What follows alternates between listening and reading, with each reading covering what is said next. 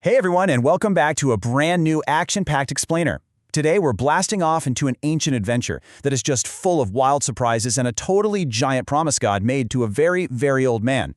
We're digging into Genesis chapter 17 today, and I can promise you, it is anything but boring. So let's blast off. Okay, let's just dive right into this. Can you even imagine God appearing to you when you are 99 years old? Seriously, 99. For most people, being 99 means resting, taking it easy, But for our main character, a massive, world-changing adventure was literally just about to begin. Out of nowhere, the creator of the universe steps right into his life to have a very, very important conversation. All right, surprise number one, a giant promise. So, when Abraham hit the grand old age of 99, God Almighty, also known as El Shaddai, shows up with a pretty clear instruction: walk in his presence and be pure-hearted. And then God drops three massive promises. First, he says Abraham is going to be the father of many nations. Second, actual, literal kings will descend from his family. And third, he and his descendants get the entire land of Canaan forever. It's like God is handing him the blueprints for a huge family tree that is going to change the world forever. Moving right along to surprise number two, new names. Now, take a look at this stunning name change. Back in ancient times, your name was a really huge deal. His original name was Avram, which means exalted father, but God had way bigger plans. So, he upgrades his name to Avraham. Avraham literally means father of many. It was like this awesome daily reminder of the massive promise God had just made to him. Okay, surprise number three, a special sign. You see, a covenant is basically like a huge, unbreakable team promise. And to make absolutely sure nobody ever forgot this ultimate team promise, God gave some very specific instructions. Whether a baby was born right there in the household or came from somewhere else, every boy who is 8 days old had to receive a physical mark, circumcision. It was a constant, everyday reminder written right into their flesh that they were on God's team forever. And here comes surprise number four, Princess Sarah. Because guess what? The amazing surprises definitely weren't just for Abraham. God stepped in and said, hey, do not call your wife Sarai anymore. Instead, God gives her this beautiful royal new name, Sarah. And Sarah means princess.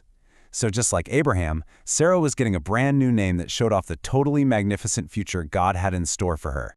God promised to bless Sarah tremendously.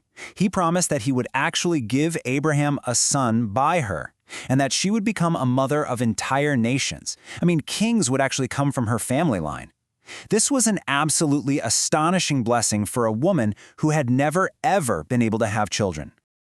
Now, when Abraham heard this, he was so stunned, he literally fell on his face and laughed. He's thinking to himself, wait, will a child be born to a man 100 years old? Will Sarah actually give birth at 90? If you think about it with human logic, having a baby at their incredibly old age seemed so totally impossible, it was actually kind of funny to him. But God was completely serious. He told Abraham he absolutely must name the baby Yitzhak. And do you know what Yitzhak actually means? It means laughter. How perfect is that? Every single time they called his name, they'd remember that God did the impossible. The everlasting covenant was going to continue specifically through Yitzhak. So now you might be wondering, what about Ishmael?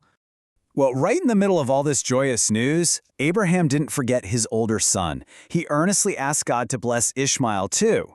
And God is just incredibly generous, so he heard Abraham. He promised to make Ishmael super fruitful and said that Ishmael would father 12 princes and become a great nation all his own. Literally, everyone was receiving massive blessings here. All right, moving on to action time. Immediate obedience. God had just finished delivering the most unbelievable, life-altering promises ever. Now it was all up to Abraham. And you know what? Abraham didn't hesitate for a single second.